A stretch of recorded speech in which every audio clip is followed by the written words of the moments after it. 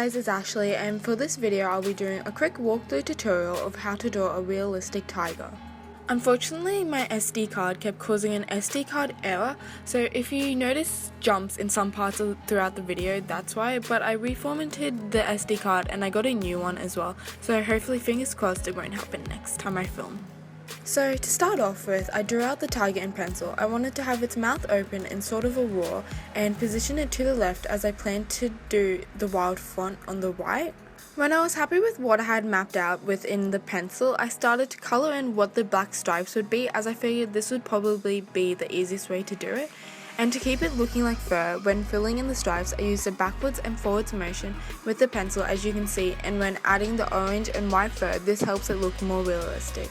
For the orange fur, to keep it realistic, I used a combination of sand, Spanish orange, and burnt ochre, as this adds shadows and highlights. And as with the black, I used a backwards and forwards motion to keep the fur-like consistency.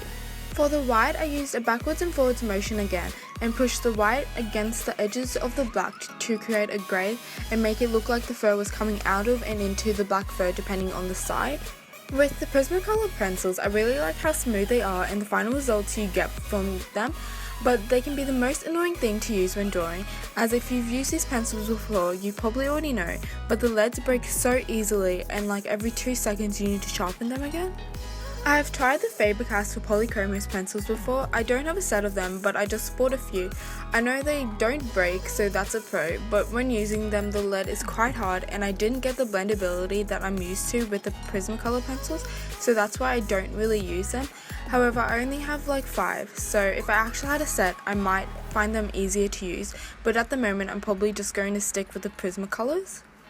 To do the whiskers, I left a space which I had mapped out when sketching the tiger, which isn't really necessary if using the white gel pen, as it easily goes on top of the Prismacolor and dries so it doesn't move, but if you're just using white pencil, make sure you leave this space. With this drawing, I had planned to just do the wild font and the tiger, but after finishing the tiger it looked a bit blank, so I decided to add leaves, which I thought you could find in a jungle. I don't know, I just came up with these ones and I spaced them around how I wanted till I was happy with it. Also, with the font, you can use one similar to mine or come up with your own, whatever you think looks best really. To fill in the font, I used a gold Sharpie, and when colouring the leaves, I outlined them in dark green and then filled in from the edges with a grass green and highlighted the centre with a spring green.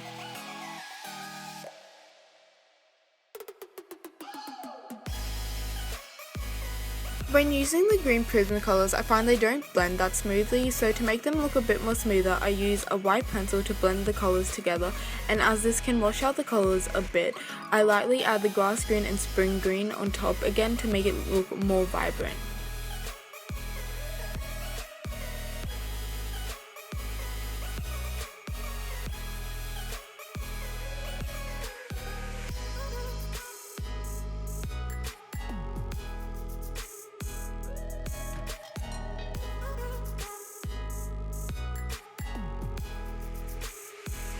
With the rest of the background, I filled it in with black, however with the finished product, I wasn't really happy with the choice, so if I did it again, I would probably keep the white.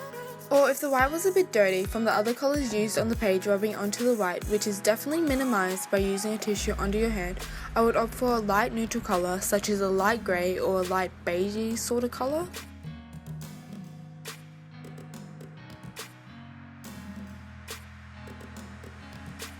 To finish off, I added the remaining whiskers onto the other side of the tiger with the white gel pen, coming off in a crazy random sort of manner.